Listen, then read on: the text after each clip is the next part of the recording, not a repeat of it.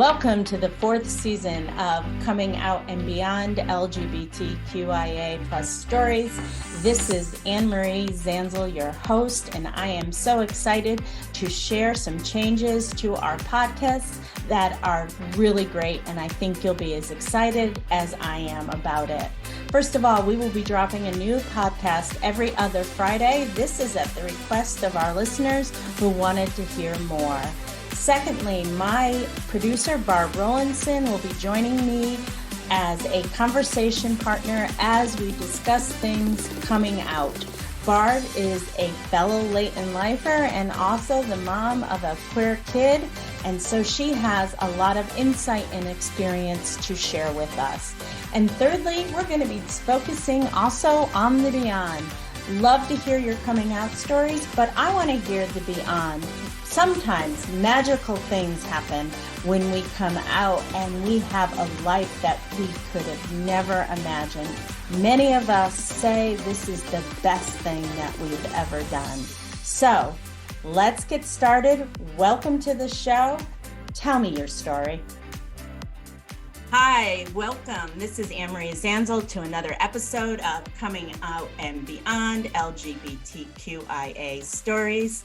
I am so excited for our guest today. We have two of them. So first I want to introduce Pastor Lazarus Jameson. They are a queer and non-binary chaplain out of St. Louis, Missouri, serving trans people and often underserved LGBTQ folks in St. Louis, Missouri, through their organization, Lot's Wife, Tran and Queer Chaplaincy. They have a Master's of Divinity degree from Andover Newton Theological School and an undergraduate degree in teaching woodshop from North Carolina State University. They live with two large elderly orange cats with anxiety and are currently learning to make stained art glass as a hobby. Nick Mundwiller is a queer activist, educator, and organizer who recently left Missouri in search of safer pastures and more opportunities in Fresno. Nick has a master's in theological studies from Harvard Divinity School, where they studied the intersection of religion, ethics, and politics, and has been involved in activism through education and change work across the country. Nick is a gamer, comic nerd, and historical cooking fanatic. Welcome, Laz and Nick. It is hello. So, in episode. Don't worry, Barb will take this out. For full disclosure, Laz and I met last summer at something called Les Camp in Eureka Springs, Arkansas, and we had a fabulous time together. So that's how I got to meet Laz and learn a little bit about their work. And through Laz, I became connected to Nick. So Laz and Nick, tell me your stories. Well, hello. So this voice belongs to Pastor Lazarus Justice Jameson, and I am, like Anne-Marie said, proudly out of St. Louis, Missouri, although just like in Tennessee, where you are based, like there is a whole lot of frightening things happening. But I would love to tell you a little bit, Anne-Marie, about my story and a little bit about coming out. So I came from pretty conservative kind of folks, pretty conservative political family, conservative religiously, and when they got tired of that, they just kind of went no religion. But I, the family that I had come from was had a lot of abuse and continues to struggle with substance abuse. And I really wanted structure and I wanted a different way of being because I knew I didn't want their conservative politics and their party life leading to kind of destruction. So I sort of rebelled into much more religious fundamentalism. So I, landed at a conservative Christian congregation in middle school and high school. We moved around a lot, so I was in a number of places. And then in college, I joined essentially a cult that promised that, if you followed their tenets, you did church with them basically every day, and, you led the right things, you did the right evangelism, and, all these things. Out of college, you would get married and have a happy, successful marriage. And I bought it. I bought the structure. I bought the, all of that. I mean, I love Jesus. Don't get me wrong. I met Jesus somewhere along the way, and I found this Jesus who loved me in my nerdery and loved me despite the background I came from. Right. But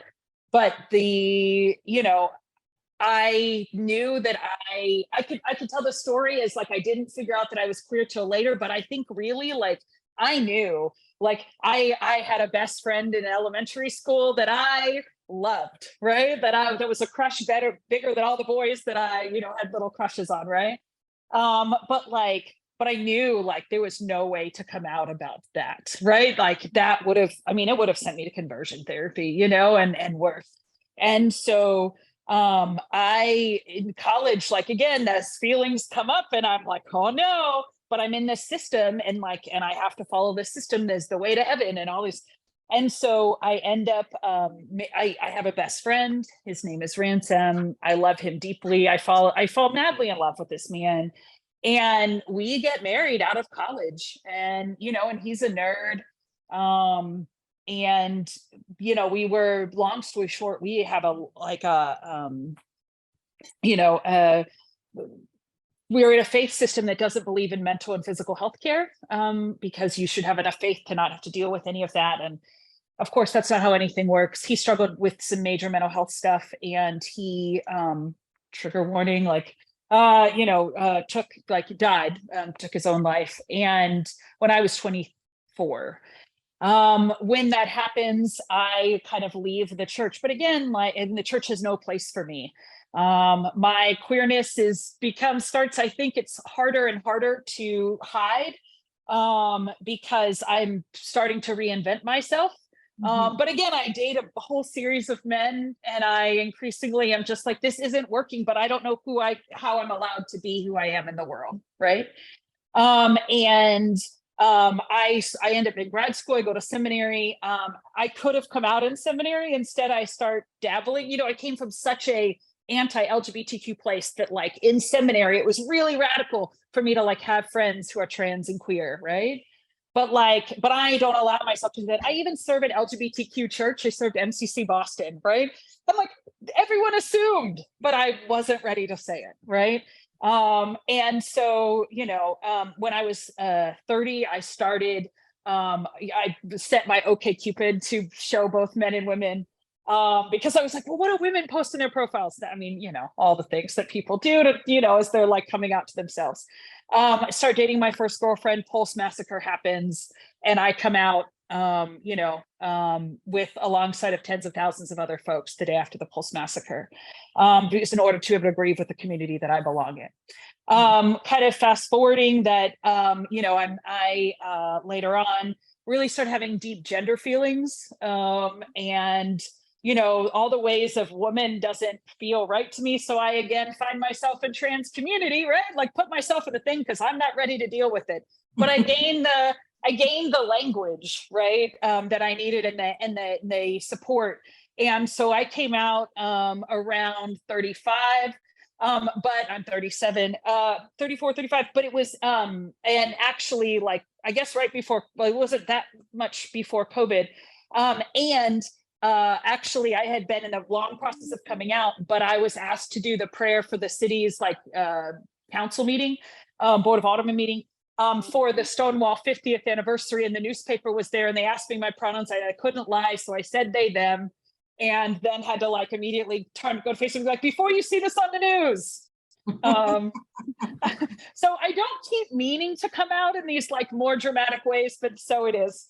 But yeah, that's mostly my story. And I serve trans and queer people here in the city of St. Louis. There are a few LGBTQ congregations, but what we've really, and welcoming places, and there's increasingly more, which is great.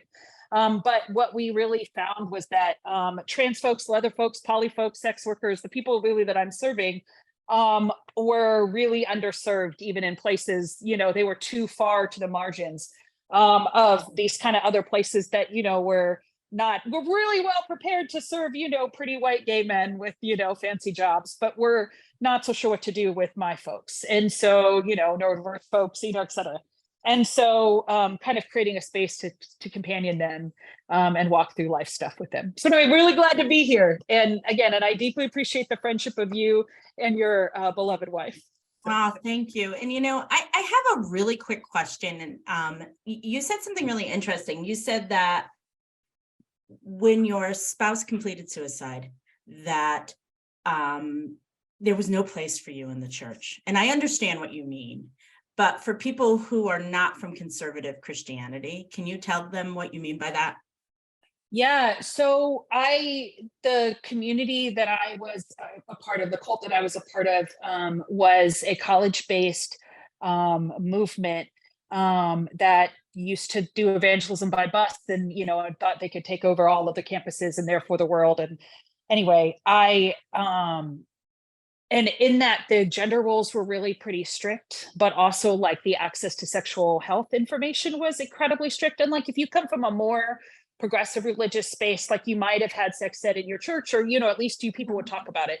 But in this kind of context, you were either like, as a woman, right? Because I if you can't see me, I am a non-binary person. My pronouns are they, them, but I was raised a woman, if that isn't clear. And so anyways, as a woman in this context, I was taught that, like you're either a single woman or you're married, and like 2 weeks before you get married, you join the married women's they pull you into this thing, and then they kind of teach you how horrible like sex is going to be, and why you have to submit to your husband, and why it's never, like it's just kind of awful, but that's the first time you're allowed to talk about it, and those sort of things. And so like when my husband died, I know about sex. I am not a virgin. You can't undo that knowledge, right? And not only that, but like, but there's something, there is something really powerful, like across the experience of like people who actually get to live into their sexuality and are stop repressing so much about themselves and are allowed a little bit more freedom, like really do have, you gain ability to express yourself in other ways too, right? Anyway, and so I'm an empowered non-virginal woman who now suddenly doesn't have a husband. Oh no, I'm dangerous, right? And You so are there dangerous. is no, Yes. and so like, where do I go? Like, if they're going to slot me into the single women or the married women, I'm neither, right? I'm neither in both. And I'm dangerous to both, because I show the single women, like, I know things they don't know. And the married women, I'm a walking example of why these promises are not true and why this system is broken. And so it's hard for them. And so so that's really what that meant, was that like there was no place for me. And also our clergy like were not educated at all. Right. And like, so they're saying really destructive things, and like, because they don't have any background, there are better ways to handle the situation. But so there was no place for me. But I'm not saying that like I think that the places where like I have served, Anne-Marie served, like Nick has served, like there's a much higher chance that like if something tragic happens in your life, that those places are more welcoming. But in my particular circumstance, like there was no place for me. Oh, and I've had other like very conservative Christian women on from, before they came out. And I have heard like, so I grew up in progressive Christian. Well, no, I was I went from, right to left, in my journey in my life. And so I was like sort of aware of it, but like, oh my goodness, it's just like unbelievable what the shame that is put upon women in these cultures. So Nick, I would love to hear your story. Yeah, sure. So I always find it a little bit funny how Laz and I's stories involve so much of the same elements, but in like a completely different and opposite kind of order almost. So I was raised in a religious setting that I found really great and really supportive for me in a world that was not great or supportive of me. I have always had massive discomfort with myself and my body. And a lot of that came way before I had language around gender.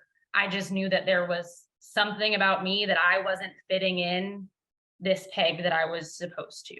And like my family is a very gendered family, right? All of the guys before me and my sister, all of the guys did sports, and my female cousins were prom queens and all dramatically older than us. So for Christmas, they would get me dresses from Neiman Marcus, and my sister's so excited, and I just feel so uncomfortable and like I don't belong here. And church was the one place where I really did feel like I belonged. And probably part of that is in my age group at the church where I was growing up, it was me and 14 boys in my age group. So that was the one space where like you could be yourself. Those gender restrictions weren't put on me, right? Like I think back to like waiting in the back seat of my mom's car while we're going through McDonald's, and that Happy Meal toy is going to come with a Barbie, but I want the Hot Wheels. And that's something weird, except for when I'm in this group of so many children that the teacher's overwhelmed that we're just going to do it how we would do it for all boys, even though Nick is here with us. And that became the space where I really became myself and got really tied into what the church was saying about loving other people. So I'm an activist. I've been involved in the Ferguson movement. And when people ask, like, how did you become an activist and organizer? My answer is like, when I was 5 years old at church, and those lessons clicked together of like, oh, we're supposed to fight for the people who are getting stepped on. That seems so clear and so easy, and really became a driving force in my life, so that even at an early age, I was like, I'm going to be a pastor. I'm going to be the pastor that goes and changes how this church is not exactly doing the right thing. And so as I was kind of coming into development and understanding myself, I'm also understanding my faith background better and watching as lesbian women are being stripped of their ordination rights and are being fired from their jobs. One of the big Methodist stories of a lesbian being defrocked happened when I was like 10 or 11 years old.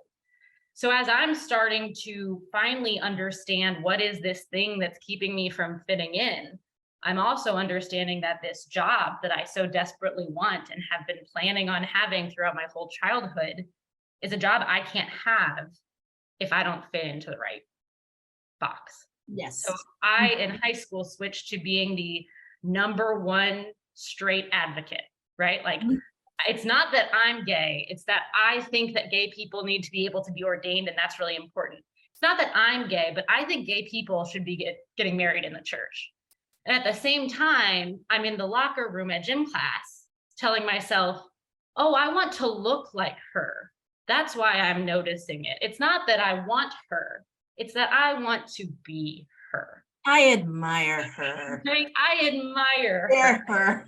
And then looking back, it's like I admired her in a way that I didn't admire any of the dudes who I was trying to date, right? And much like Lazarus was saying, I had this one best friend from kindergarten through high school, and the intimacy that we had was totally what other people were experiencing in their high school dating relationships that I didn't realize was supposed to be in those spaces, right? I didn't realize that that intimacy was supposed to be the romantic pieces. So I went off to college with, my number 1 concern is gay rights, and I am an ally doing this work. And that kind of stuck for about a year in college until after, courses in religious studies and philosophy, I got really angry at the church institution and was like, F this, if you don't want me, I don't want you, I'm coming out of the closet, right? And so when I left the church, I, kicked down the closet door, and I identify as queer, and that means all these different things. I identified as polyamorous, and you can't tell me what rules to follow. And I really got to explore this almost like anarchy space where I wasn't having to fit in any box. I get to be in all of the boxes all of the time at once. And then I ended up back in the church, right? I go through like some really radical years, and I'm doing really radical protesting and getting arrested and all this kind of stuff. And then as I age, I start to tighten it up and recognize, oh no, I'm feeling that need to do organizing in the church, especially post-Ferguson, right? As a white person who's from a community where the KKK adopted the highway in front of my house, it's like, ooh, it's time to go back and get involved with church as change work. And that's when I felt like I had to tighten everything up, right? By that point, I was married to someone who was born male, despite having a lot of different gender kind of expression going on. And it was like, okay, how can we tighten up to fit into these boxes again, where I can still be queer, but in a way that's not going to be too much or too offensive. And I bought a lot of dresses. And y'all, I hate dresses.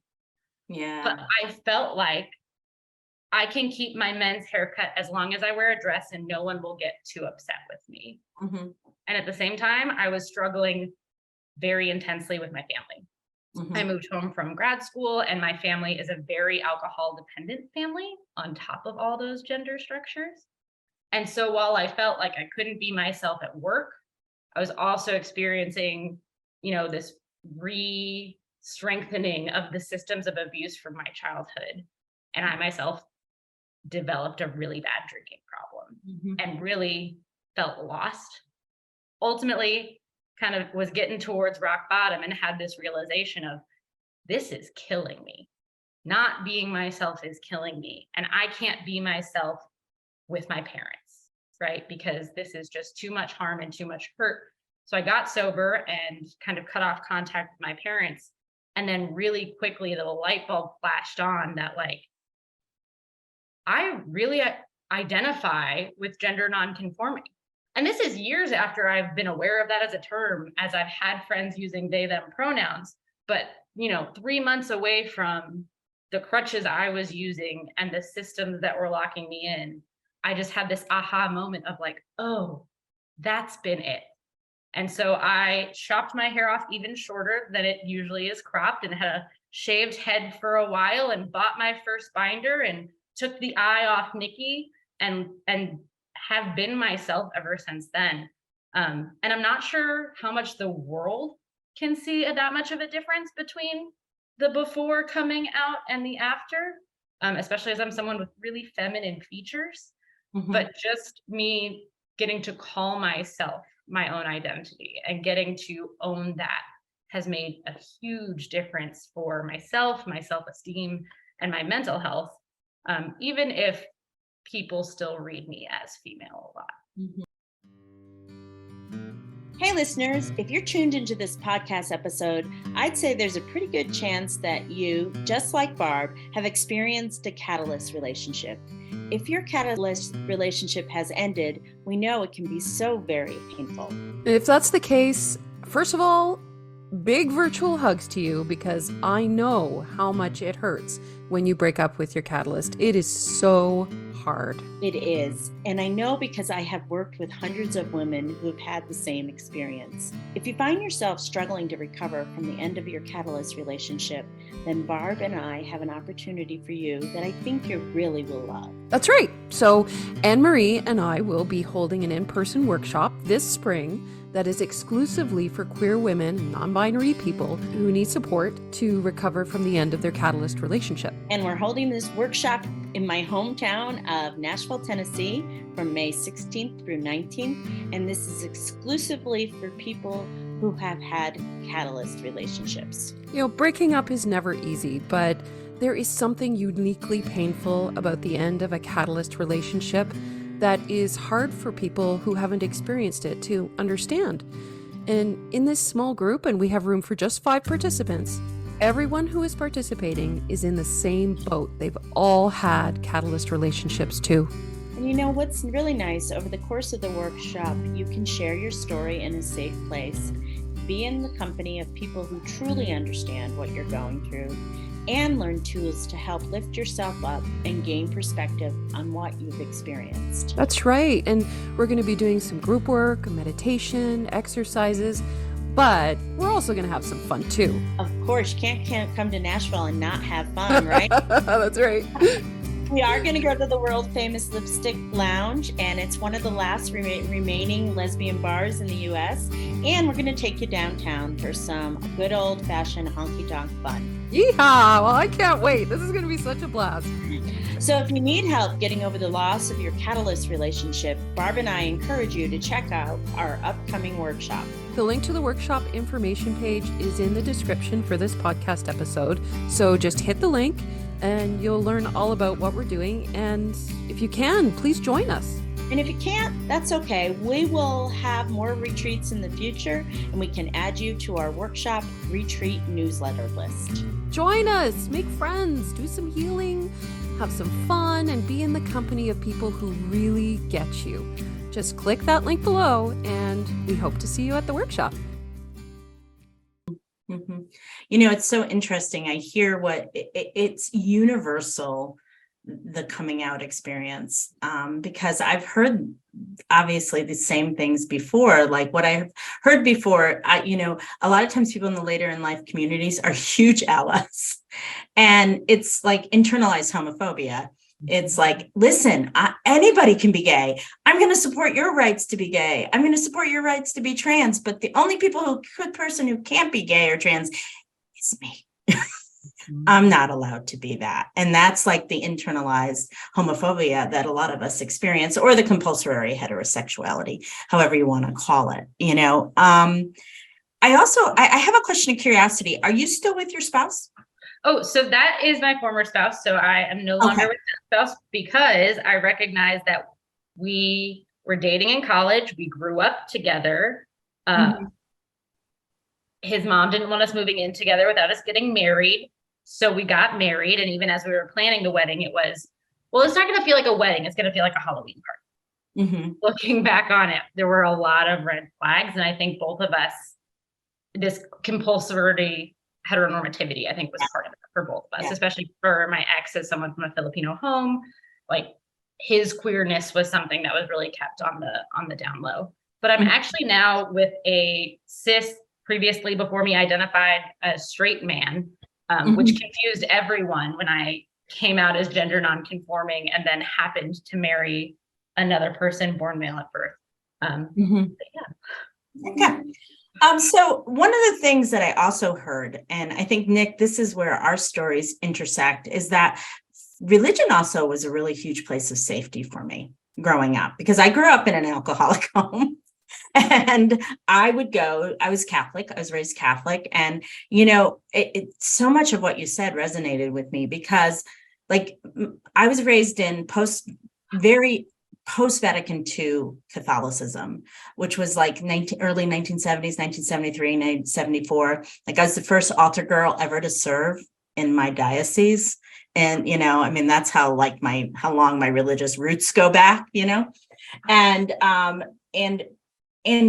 it was like, I remember my religion books. I went to Catholic school, and, they had I wrote in my book that it was like religious books written by a former flower child, because, there was gun barrels with little flowers in them and stuff like that. And so that was what I learned, in the Catholic Church that I grew up in, was about marginalization and partnering with those who have less than and who are on the margins. And that's where my faith tradition has come from. All three of us have gone to some form of divinity school. And Laz, you make me laugh because Andover Newton, man. That is like lesbian has heaven there. When I was there, the border of the website, like where you click all the different menus, options, was definitely a rainbow flag. But I was definitely the straightest straight who was really working on learning how to support my queer brethren, right? So. Do you laugh now? Do you both laugh now when you think, do you roll your eyes? Do you do one of those things? I just appreciate all the people who met me when I first came to college and orientation, and everyone's like, oh, honey, you're at least bisexual. I laugh at all of the people who could see so clearly the parts of me that I had been working so hard to hide. Mm-hmm. And they could see it. Yeah. And everyone else knew. Yeah. People really made space for me that I didn't know I needed. Right. And, when I came out, I the people who had been, I lost a lot of people because I was still holding on to some of these fundamentalists and, but I like so many of the folks who had been making all this space was like, great, right? We're so glad. We knew you always belonged here, like, and we were just, ready for you to declare your truth. So we're so proud that you have, like, and that was really incredible. So, but yeah, I laugh. I'm not because at this point I'm a walking rainbow flag. Like nobody in their right mind thinks I'm straight. And so like, it's so funny because I was like, I can't pretend to be a straight ally, even if it would be helpful for my safety now, Yeah. And also too, what I also hear that is very typical of people is that the first step they make is around sexual orientation. And then the next step for some people, it starts to go into gender, especially when people are older, because they don't know where to start. And so I do think they start with sexual orientation first. Well, and I think we need to remember where we came from, because like, and how much change has been in vocabulary, especially around gender. Because I think of when I, first went to college, I graduated high school in 2007. And like, I, had a minor in women and gender studies and was involved in, ran a queer activist group. So I was really engaged in the active language at the time. And like androgynous was the term that was being used rather than gender nonconforming. And like, oh, I'm not really androgynous, because especially I was in Chicago at the time, that has a very specific fashion look that I don't have. And so that's when I really leaned on being butch, and I wore, dress shirt button-ups all the time and started shopping on the men's side of the store. But that identity as butch was not actually tied to gender in a way that I understood. It wasn't until language had changed, and then I looked up and was like, oh, that term makes more sense. And I think that it's because it took a while for us to find the right language to talk about gender. Yes, especially too, if you're coming from a religious background, because even if you come from a progressive church, a lot of this stuff is just totally ignored. And so that like, we don't see it. I'm sure there are some progressive churches out there that do a much better job at it. But so all three of us have gone to some sort of seminary or divinity school, and all of us have gone to progressive divinity schools or seminaries. And my biggest question for you both is, this is really a very loaded question, but how has your experience of faith changed as you have embraced your authenticity, especially around gender? Do you want to go first, Thad? I can go. So I had a class in seminary that was very helpful to me, because when I was in seminary is when I'm starting to have gender rumblings before I shove it back in the closet to get to work in the Midwest.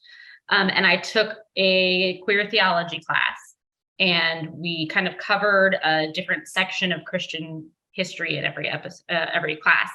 And we had one that was on the medieval art of Jesus's side wound, and how there's this whole tradition of very sexualized feminine images of Jesus's side wound. And there's a painting of, Paul being fed from the side wound in a way that makes it look like Jesus is breastfeeding. And all of a sudden in this class with a trans professor and other people who are having gender feelings, that was a moment where all of a sudden, like, this discomfort inside me with my body is something that I'm now seeing on my Savior's body as something being celebrated. And for me, even before I had fully come to terms with my own gender identity, or even before I fully came out, I started to have this really strong feeling that my not fitting anywhere just got solved in me fitting with this image of Jesus on the cross. And my faith meant something totally different to me, because my whole life I'm a Jesus-centered Christian, right? Like that's something that Jesus's life is really important to me, but Jesus is this dude and I'm not, right? And I don't really feel like I fit in with the straight narrative. And so what does that mean? But then to see a Jesus that is both masculine and feminine at the same time, that really transformed my experience of faith. as being raised Catholic, I understand that, because there was no room for me there. And I used to say that I would be a nun if you can't be a nun if you're divorced. Your spouse has to die. And so I would always say some things like, if my now ex-husband died, maybe I would become a nun or something like that, because there was no room for me except for being, leading a CCD program, which was the last thing I wanted to do. And for me, I do believe that Mary is the divine feminine in the Roman Catholic Church. And that's why she is so important in that church, because she represents to women, where Jesus being male, God being male, holy, he, and all the clergy being he. And so that's why I think there's such a devotion to Mary in the Roman Catholic Church, because people are starving, literally starving for the divine feminine in faith traditions, both and. So how about you, Laz? I think for me, coming out and living into my authentic self, especially around my gender, has really allowed me deeper access to being able to relate and be able to know people across more complexities. So what really shifted was that understanding that I am being perceived one way, but I am not that way, right? I am not the totality of what it is you assume that I have because I have breasts, right? Or assumed that I am this way because I have been, raised to fit this mold, and it's costly to break that mold, right? Just because that the story told about me is not the whole and complete picture, and therefore I can believe that same thing about other people too, right? That we can look, when we look at our scriptures, right? Sometimes, they want to say particular things about particular people, but really so I tend to, in religious terms, looking at these, looking at the characters who are left behind or hated, and being there's got to be more to this story, right? The woman with 10 husbands isn't just, just running around, being all wild. There's got to be more to what's happened with her or whatever. And so and I just think it allows me to identify with people and really pushes me into, engaging with people, trying to get to the deeper level of okay, but I understand this is what you're saying, this is happening, or you are, but maybe there's more to it. Because I think God is big and wide, and people have lots of experiences of God, and God presents God's self to many in many forms. And so it just allows me to have a more expansive understanding, which I think is really kind of beautiful. And I didn't say anything about my name. Should I say something about my, so Lazarus is not my birth name. I had a much more feminine birth name, but Lazarus is a character in the Bible for whom Jesus he dies, Jesus goes and brings Lazarus back to life, and Lazarus cries or Jesus cries over the death of Lazarus.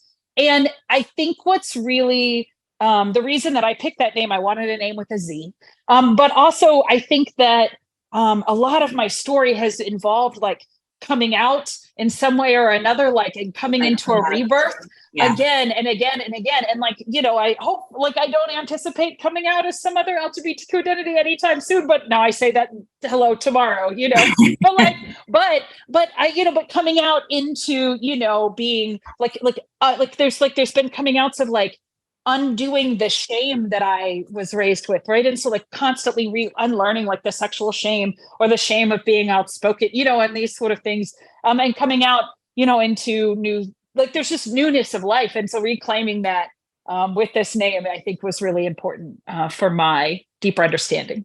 Well, yeah. And of course, Lazarus came out of the tomb, and so did you know that and I'm sure you all know this in queer theology, that Lazarus and Mary and Martha were a very unusual family. and because they were all single, and there is some belief that they were actually a queer man and two queer women that were actually partners, Mary and Martha. They weren't actually sisters, and they were actually partners. And so I think it's so appropriate that Laz is your name. I really do. And I see I also find you. that story so queer in like, especially because that's where the Jesus wept comes from, right? Yeah, It that's comes your from word. this story where his close friend, who he knows he's about to bring back to life, has died. And we still mourn over the death, despite the fact that we know that life is coming. That's an extreme amount of intimacy in that relationship, right? That feels very queer to me. It does. And there's lots of other ones, and we can have a whole nother episode about the second story. Like, okay, the next one more, and then I'll be done. The Roman centurion and his servant who he loved. And he went to Jesus to heal his servant who he loved. And so it is clearly a gay relationship. My partner is a Roman historian. That is his passion and his special project. And that's one of the Bible stories that we talk about a lot, because he's like, it is clear. If you know anything about Roman culture and the army and how relationship works, there's no question in this story. Yes. Yes. But church has eliminated that reality that Roman soldiers had a lot of homosexual relationships. Right. Absolutely. And so that's the thing, is that, like I think Laz said, is like, we don't know the rest of the story a lot of the times. And also too, it's lost to history a lot of times. So if you haven't gone to seminary or are not a Bible geek, you don't know these things, you just don't. So tell me a little bit about, so you all have formed a network called Welcome Home Network. Can you tell me a little bit about that, and what is its purpose, and what are you trying to accomplish? So I'll just start with a little bit more of my story of how I got to California, because I'm not sure if I already covered that, but I was working in social justice ministry in Missouri. My position was downsized. My benefits were taken away. I was offered, part-time after having a full-time job with benefits, because social justice ministry is not the most lucrative thing. So in COVID funding decline, that's the first thing to go. And when I hit the job market, I found that there were very few opportunities for me anymore in the place where I lived. Even less when I put my they, them on my resume and switched to using a masculine name. So my partner and I decided that, keeping in mind that it was hard for me to find a job that was really fulfilling my passion and met my talents, on top of the fact that it was starting to be scarier and scarier to be a queer person, that it was time for us to take the hint and get out. So we applied for jobs all over both coasts and took the first job that one of us got just to get out. I really, now looking back on it, fled Missouri because things were starting to feel so unsafe, and my life was becoming financially untenable because my identity was becoming a problem as I was job searching. So I moved, and then a lot of legislation got worse. And so I'm, staying connected with Laz and hearing about all this stuff going on in Missouri, and just over and over saying, I'm so glad that I got out. I feel so much safer, so much better, even in an area that's, for California, considered to be really conservative. It's been a huge blessing for my life to be somewhere where I feel safe. And I think that's when Laz and I started thinking about, how can we help other people do that? Mm-hmm.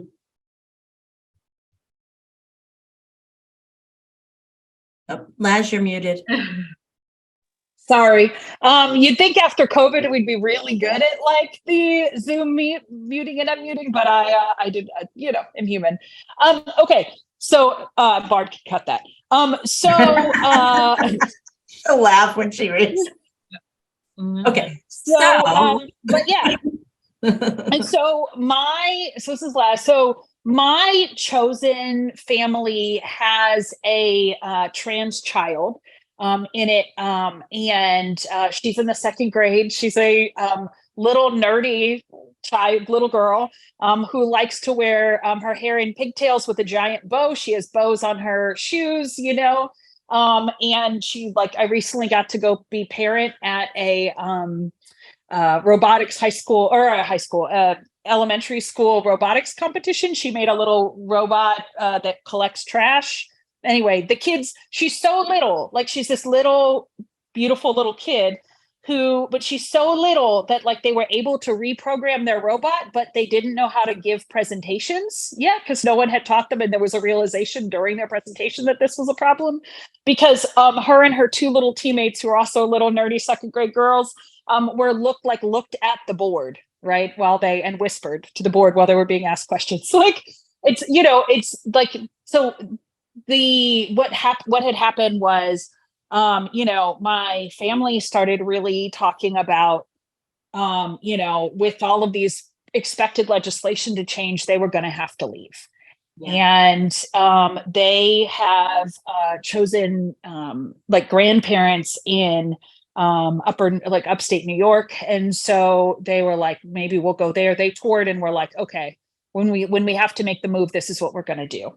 I started really reading and feeling like this isn't going to be safe and things are going to escalate quickly. So started really thinking about that too last fall. And I hope that I was wrong, right? I really hoped, that things would change, even like back in October when I was like, I'm going to leave, but it's going to take me a minute. People were like, oh, you don't need to do that. And, unfortunately things have super escalated. But yeah, started talking to, because again, I serve tons of trans people and families, started talking about like, so what's the game plan? Like when things get bad, maybe it won't be for 3 or 4 years. Now it's now, but when things get bad for us and when it becomes too unsafe, what is your line? Like, when are you going to flee? And what are you going to do? Because we got to start figuring it out now. Some folks have plans but been trying to support them in that. But a lot of our folks are super underemployed, or, this is the only place they've ever been. This, if you're from middle of nowhere, Missouri, like St. Louis is an incredibly progressive place. And, this is the only, like, so why would you, so what am I supposed to do? Because maybe everywhere else is scary too, And so Welcome Home was really kind of formed from a lot of my folks going, oh my gosh, I need to get out and I have no idea how to do that. And like, I've only been here, I don't have connections anywhere. And like a lot of folks, because I'm known for doing, the kind of work that I do, a lot of like folks, some other clerical colleagues, but other well-meaning folks, some other places being like, hey, I want to help, but I don't know trans people. What do we do? And so trying to like connect the need. So Welcome Home, so I connected to Nick because I am a people person who talk to all the folks, and Nick helps get the message good, right? And clearly articulates things in this, as you could hear in this interview, like beautifully, beautifully well.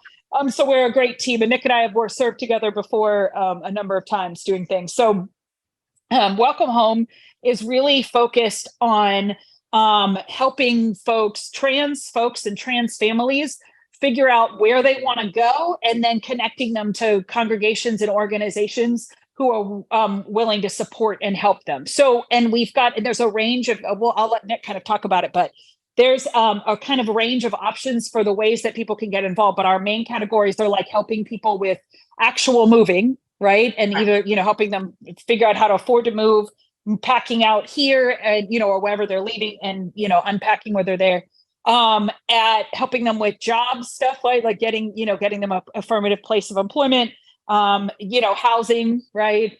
And community, because it's really important when you've got these, literally trans refugees, right? People fleeing for safety and, fleeing states, some of which these states are wanting to pursue them, criminally still other places. Like, it's just awful. But literally like fleeing, like, attempts to exterminate us. Not to sound like extreme, but that's where we're at. And so, and helping them come to other places. And there's some talk that some of the national organizations are doing this, but we've seen no movement. So we're doing it. And, happy to partner up with when the national orgs that have a lot more resources and staff to throw at this problem, do something similar. But in the meantime, we're kind of we're doing that with, starting with folks that we know and connecting in a couple of places. We've got some congregations going and made some connections, but we're ready to kind of gear up and get a lot more folks involved. So if somebody is trans and is in the South right now, and starting to feel really, really frightened, but also is sort of, like from the, some of the more rural places, and they may be in Nashville or St. Louis, they may be in Orlando, they may be in some places that they think are pretty darn good, but they're like, oh, maybe I should move. Where do they move? Like, where should people move? Like my wife and I talk about moving to California a lot. My oldest child is gonna get married, and hopefully I'll be a grandma at some point in the next couple of years. And so we talk about moving to Oakland because that's where she lives with her husband. So where should people move?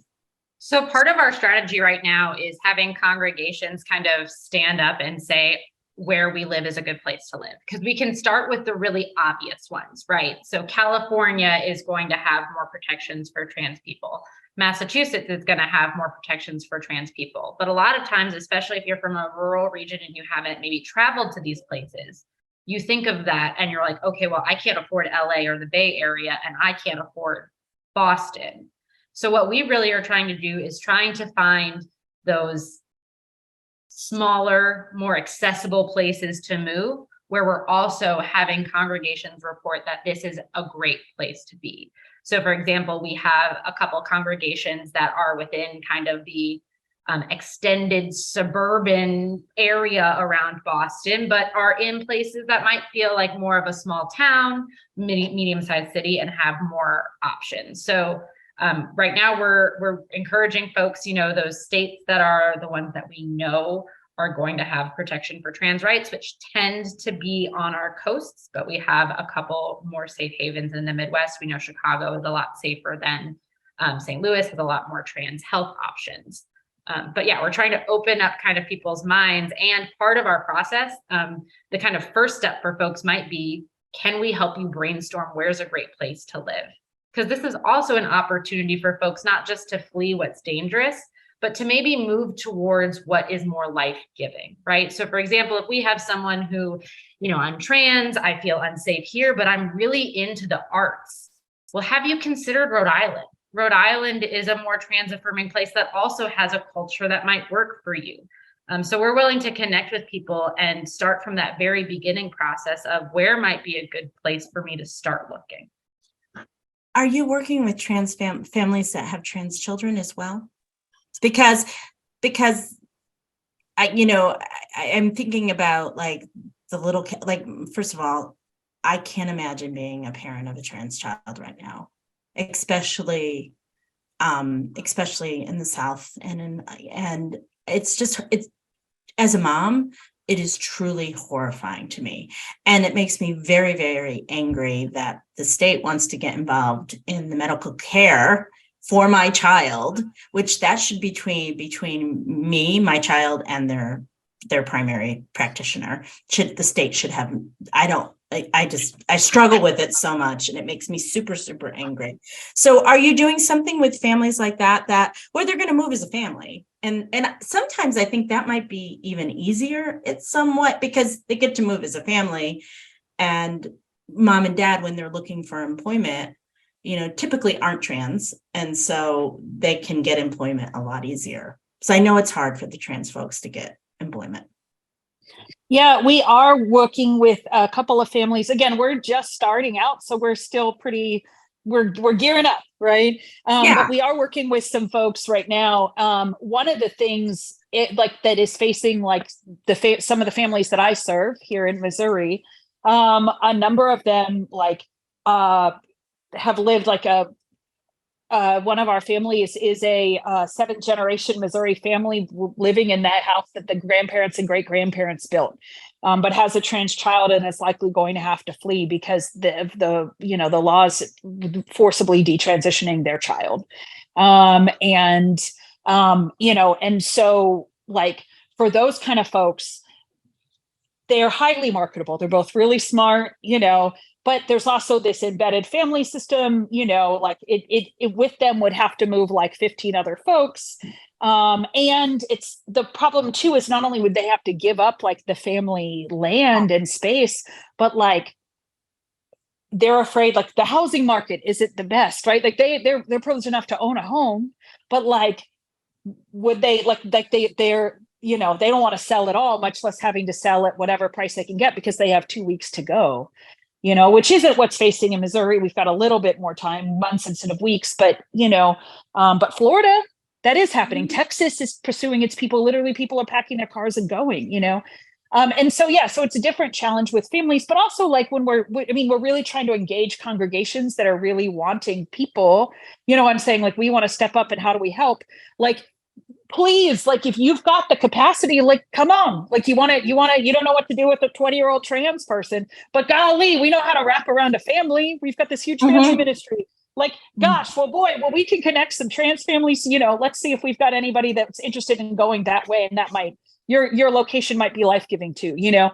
And so, but we are also, yeah, I think Nick talking about like finding what's life-giving to people and what really functions, I think is a big part of this kind of work and the way that people have to be thinking, right? Because like I have one of my folks is a trans woman who's got a great tech job, right? And her company like said, okay, we understand you have to leave Missouri.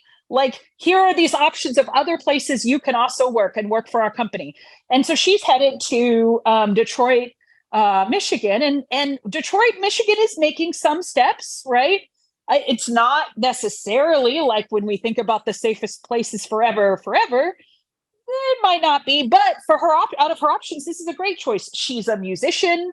You know, Detroit's a great option. She doesn't own a home, but maybe would like to in the future. Detroit is incredibly affordable, right? Yeah. You know, we've got, there's queer community if you want that, but there's lots of other kinds of options. And there's a congregation there and they're working with another set of folks to figure out like how to welcome her. And like, she doesn't need help with a job, but there's particular other things she asks. She's like, okay, this would be helpful. They're figuring out how to partner with her and be the welcome committee, you know, and like send people to unpack her and like, you know, and like really to, you know, wrap around her to make her transition there doable, you know, because it's, yeah, welcoming her home to a place that's, you know, going to be life-giving to her, you know? Yeah. And this is where it gets into my like kind of boring Excel file and documents, but we're creating systems for this connection, right? We're not a nonprofit. We're not collecting money to support people, but we're trying to do a really great job of assessing what the need is, assessing what the potential to help is, and then making those connections. So when we start, you know, interacting with someone who's wanting to flee, we start with a Google form you fill out that tells us, you know, we don't ask a ton of identifying information, but we ask kind of, where are you? Do you know where you want to go or not? Would you need help affording housing or just searching for housing? Would you need help looking for employment, or would you like some resume workshops? And we kind of assess what is the need. Are you moving by yourself, with a partner, with children, with other adults? So that we can really figure out, okay, so if you've got kids, we need to make sure that we start to get a list together of all the school districts in the area. We need our host church to make a welcome packet that's giving this family or this individual exactly what they need. And that allows us to match those places that are willing to give financial support, right? And I do not have my own kids. My eyes right now are really on our young trans people without family support in rural areas. So say we've got someone who just graduated college, has just come out, they have no family support, you know, $2,000 to get a U-Haul and pack their stuff might be what's keeping them from getting there. So right. How do we match them with a congregation that's willing to collect enough money in order to cover the U-Haul first, last, and deposit for an apartment, right? How can we make sure that whatever that person's stumbling block to being able to get out, how can we find a way to start lifting up over that? You know, we can talk about this for a very long time. But, you know, sitting here, all of a sudden, I had this feeling of like, I can't believe we're talking about this. Like that this has become our reality where citizens of this country don't feel, that's been going on for a really long time with people in our country not feeling safe to live their lives. Well, and I think it's been a slide, right? Because I remember it has to be 5 years ago now, sitting in my kitchen with one of my very good friends who had come to Missouri from New England for graduate school and was Jewish.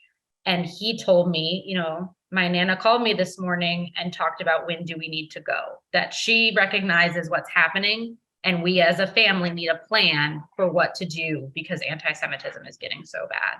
Mm-hmm. And that was 5 years ago that he felt that way, and we've increased, right? I was working in Ferguson for a long time, and the NAACP says Black folks don't visit Missouri. It's unsafe. I think it's just that things have been getting worse for different groups, and right now the group in the crosshairs is the trans community. Right. So all the information to contact Nick and Laz will be in the show notes. So, and you can also always reach out to me, and I will get you connected to Laz and Nick, especially the churches out there and the synagogues out there. I know so many church people and who want to help, who I know will want to help. I'd love to have a conversation after this about some things that I was thinking of, but so we talked about coming out in the beginning. And so I end this program all the time with 3 questions. Did you have a coming out song? And if you did, what was it, Laz? I didn't, but I do have a recommendation now. So there's a beautiful song. Maybe we can stick it in the show notes, called I Am Samantha. Mm-hmm. And I forget. All right, we're going to have to edit it and put in the who it's by, but or just stick it in the show notes. But I Am Samantha is a beautiful song about a trans femme person who always knew herself to be Samantha, even when they people pushed her away and tried to make her like small and not Samantha, but she finally gets to embrace it, and how beautiful that is. And I like it encapsulates so much of like the feeling of what it is like to live authentically. And so I think it's a good gateway to people who don't have that experience themselves, or spend time with people who are, living through this, the joy of, at whatever cost, of being able to be oneself. I think you actually gave us the link to that. I think so. Okay. Okay. All right, Nick, how about you? So my song is going to be Love Shack by the B-52s. And that's been my coming out song since I was a toddler and didn't know it. My dad's a musician and is in bands. And so I spent a lot of time growing up going out and dancing while my dad is playing. And that song to me is the best encapsulation of freedom, both like sexually and gender, with their lead singer being someone who identified as a bio queen. And that my love for that song was one of those things that when I came out, I was like, oh, that makes sense. Mm-hmm. And book or movie, anything that really, really changed or influenced you, changed your perspective or influenced you? So mine for that one is going to be Hedwig and the Angry Inch, which it was just the song Origin of Love that I saw first, that was shown in my freshman year introduction to philosophy class to make a lesson about Plato more entertaining. And it was the first time that I had seen a representation of a drag queen that was so personalized, right? It wasn't at the end of the background of a screen or in a movie. It was in someone's face and in a trans person's emotions. And I was just like, I have to watch this. I have to watch everything this director has made. I have to watch everything that anyone who ever touched this film did. And that was really my first welcome and introduction to thoroughly, unapologetically queer art. And Laz, how about you? So I would recommend some of the essays and work of Marcella Altos Reed, who I think in seminary I read. We read a essay, and we'll link it again, about she does sexual queer theologies, and the essay about finding God in a fetish club, and God, where is God in the midst of orgy, and God, it was about God in kinky boots.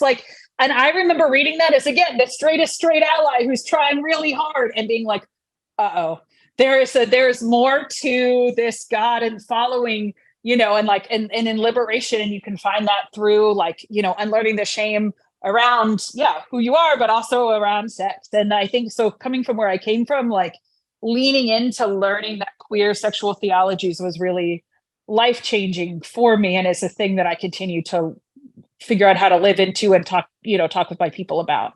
The other one, it would be the poetry of Sappho, because, like all of her yearning is so, a lot of your people, I think, probably, Understand that one. find themselves there. Yes. Yes. Okay. And so, I was thinking about this question. It's like, how do you describe your life today?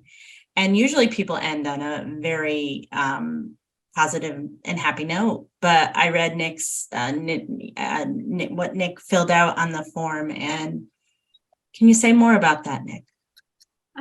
Sure. I don't know if I exactly remember what I wrote on the form. You just said about your anxiety about everything. Yeah, life today is really hard. Everything is really scary. I feel very thankful to be in a new place where I'm comfortable expressing my gender in a way I haven't before. But my partner and I are having discussions of, is California a stopover to need to leave the country? Mm-hmm. How bad is this gonna get? It's a very scary and uncertain time. And then myself, as someone who's, just relocated across the country to a place where I know no one, I'm also going through that mourning and difficulty of, it wasn't 100% my choice to leave everything I knew behind. And now I'm having to rebuild. And while that's exciting, it's hard to focus on the exciting when it wasn't something that I necessarily picked. Right. Yeah. Laz, how about you? I'm terrified. I have spent so many years, like I've been serving this particular slice of community for a good long while, all the way through COVID and through the Trump years, and before that as a pastor in other contexts. And like, we've had incidences where like around Trump, like people were really scared, but it's like, okay, like we can, we've got, we're going to be okay. And in this circumstance, like things have shifted. And I have to say to my people, no, you should be terrified and you should really get out. And we're going to have to get out in advance of violence. Like you really have to go. And that's terrifying. I'm having nightmares. I just, it's really hard to be like the bearer of hope, in role, when really like the hope is that there is community, but it's not here. And there's a safer place coming, right? We're in the desert, but actually the desert trip has to be pretty short, because you got to get out and get to a land that may or may not, be filled with milk and honey, but at least it's, probably filled with your, appropriate use of your pronouns, right? And your kids being able to get the medical care they need. And I want to say too, like, I deeply believe that I believe in the power of community, right? That we have us, right? Like we are going to be okay. I think that there's just so much despair, and that's what the forces against us want, right? But like God will not abandon us. Like it is a gift to be trans, and so like, and a gift to be queer. And so like, don't, like there's people saying like you all should just go back in the closet and hide. And I'm like, no, even if that's possible, like you shouldn't, right? Like that leads to our destruction. Like, no, like we will protect us. So come out louder, like, and we'll figure it out. And I don't know how, but we'll figure it out. Like we've got us. And maybe not in the place that we're currently at, and maybe it's going to take a lot, but like, but God and our community will protect us and make things better for us and our children, But this is the Moses story. We might not have time to let our bread rise because it might be time for us to go, but that doesn't mean that God has abandoned us. And I think your point of like, we might be in a desert journey, but we need to make that desert a little bit short. That reminds me of how, a lot of change makers stick with the idea of like, well, we survived Trump, so we'll survive this. And the reality is you survived it. There's a lot of there's a lot of us that didn't make it. And if we stay too long, there might be more of us that don't make it. So let's find that promised land, and let's find how can we carry one another, through the opening in the sea while we have the chance. So I'm going to end this on this note, because this show is about coming out and beyond. And I don't want anyone to be frightened in the sense that coming out, what am I trying to say is that don't stay in the closet because of this conversation tonight. I know that I do believe that Laz and Nick would agree with me that even with all this stuff that's going on, they never want to go back in the closet again. No. And both shaking their heads no if you can't see them. We have this on YouTube too, but if you can't see them, they're shaking their heads no. And it is an amazing community to be a part of, the queer community. And it is so amazing to be seen by your people and to be recognized by them, especially if you haven't, you're 30 and you're just coming out, and I have no regrets about coming out as a queer person, even with all the shit that's going on right now. And I'm, relatively safe as a lesbian, as an older lesbian too. So, I'm relatively safe. Our trans people, our drag queens are not. And so we have to take care of them. That's what that community, we become safe when we find each other. Right. So that coming out can be scary when we see the systems around, but through that coming out, you've got these other people who are going through the same thing with you. You don't have to be going through that fear alone anymore. We're waiting. Yeah. Right. We've got us, and coming out is the best thing that's ever happened to me, happened to me, to live my truth. And we encourage folks to come out and find us, we got you. We got you. All right, y'all. Thank you so much for tonight's conversation. This is one of the best conversations I've ever had on this program, and I'm really, really appreciative. You've been listening to Coming Out and Beyond, LGBTQIA plus stories with Anne-Marie Zanzal. New episodes of the Coming Out and Beyond podcast drop every other Friday. You can tune in at Apple Podcasts, Spotify, Google Podcasts, and at annemariezanzal.com. Be sure to hit subscribe when tuning in so you never miss an episode. And for more resources, articles, videos, and a free downloadable guide for coming out later in life, visit annemariezanzal.com.